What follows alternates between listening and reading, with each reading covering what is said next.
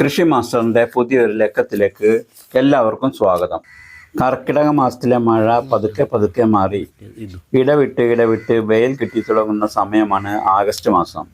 നമ്മളെ വീട്ടാവശ്യത്തിനുള്ള പച്ചക്കറികൾ വിഷരഹിതമായി നട്ടു വളർത്താൻ പറ്റിയ ഏറ്റവും ബെസ്റ്റ് സമയമാണിത്.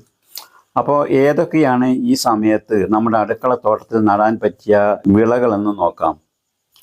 ആദ്യം തന്നെ വിത്ത് പാകി മുളപ്പിച്ചെടുത്ത് വളർത്താൻ പറ്റിയ പച്ചക്കറി ഇനങ്ങൾ ഏതൊക്കെയാണെന്ന് നോക്കാം. അതിൽ പ്രധാനമായും നമുക്ക് നിത്യവും ആവശ്യമുള്ള പച്ചമുളകും വെണ്ടയും വഴുതിനയുമാണ്. ആഗസ്റ്റ് ആദ്യത്തിൽ ഇവയുടെ നല്ല ഇനം വിത്തുകൾ വാങ്ങി ട്രേകളിലോ ചട്ടിയിലോ ചാക്കിലോ ഗ്രോ ബാഗിലോ ഒക്കെ പാകി വിത്തുകൾ മുളപ്പിച്ചെടുക്കണം.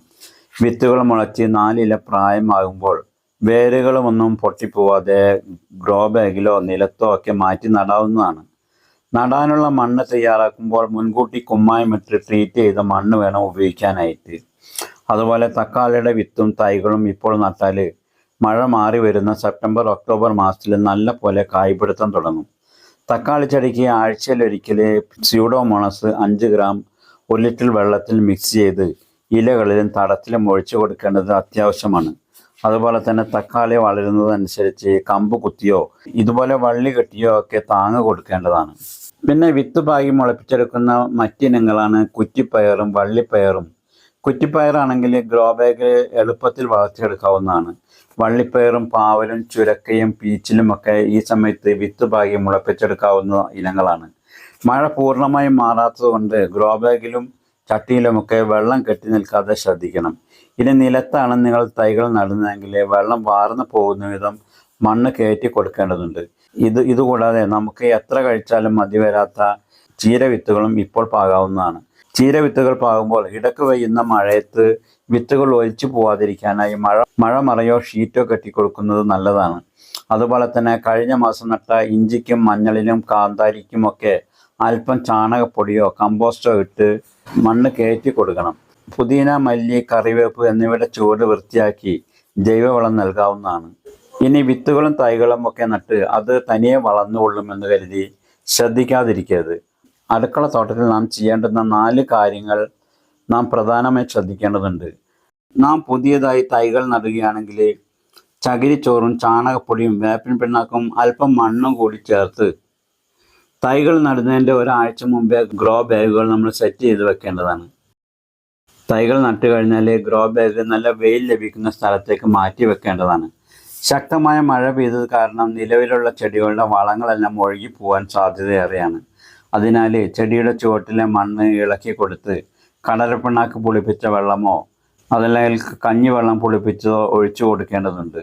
അതുപോലെ ചെടികളിൽ തളിരിലകൾ വരുമ്പോൾ അവ തിന്ന് നശിപ്പിക്കുന്ന പുഴുക്കളും ഇലപ്പേനുകളും ഈ സമയത്ത് കൂടുതലായി കാണാറുണ്ട്.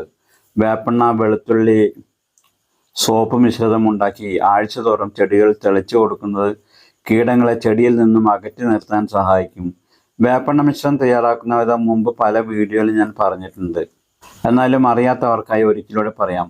1 ലിറ്റർ വെള്ളം എടുത്ത് 5 ml വേപ്പെണ്ണയും 5-6 അല്ലി വെളുത്തുള്ളിയും അരച്ചെടുത്ത നീരും അല്പം സോപ്പ് ലായനിയും കൂടി ചേർത്ത് ആഴ്ചയിലൊരിക്കൽ ഇലകളുടെ അടിവശത്തും മുകളിലും തളിച്ചു കൊടുത്താൽ കീടങ്ങളെ തോട്ടത്തിൽ നിന്നും പൂർണ്ണമായി അകറ്റി നിർത്താൻ പറ്റും. അതുപോലെ കീടങ്ങളെ ഓടിക്കാനുള്ള പഴമക്കാരുടെ ഒരു നാടൻ പ്രയോഗമാണ് ചാരം തൂകി കൊടുക്കൽ. ചെടിയുടെ ഇലകളിൽ ചെറുതായെന്ന വെള്ളം സ്പ്രേ ചെയ്തതിനു ശേഷം 1 പിടി ചാരമെടുത്ത് ഇലകളിൽ തൂകി കൊടുത്താൽ മതി.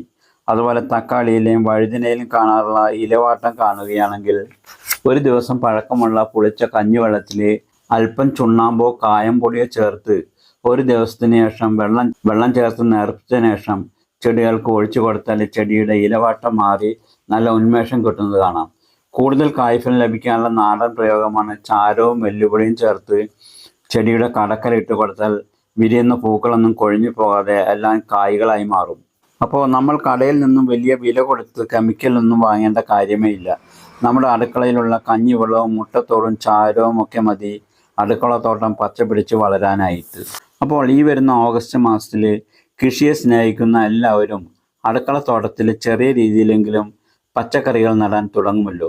നിങ്ങൾ ഈ മാസം ഏതൊക്കെ പച്ചക്കറികളാണ് നടാൻ പ്ലാൻ ചെയ്യുന്നത് എന്ന് താഴെ കമൻറ്റിൽ പറയുമല്ലോ. വീഡിയോ നിങ്ങൾക്ക് ഇഷ്ടപ്പെട്ടെങ്കിൽ ലൈക്ക് ചെയ്യാനും അടുക്കളത്തോട്ടം ഇഷ്ടപ്പെടുന്ന നിങ്ങളുടെ സുഹൃത്തുക്കൾക്ക് ഷെയർ ചെയ്യാനും മറക്കരുത്. കൂടുതൽ വിവരങ്ങൾക്കായി ചാനൽ സബ്സ്ക്രൈബ് ചെയ്യുമല്ലോ. ഇനി മറ്റൊരു കൃഷി ടിപ്സുമായി വീണ്ടും കാണാം. Okay, thank you.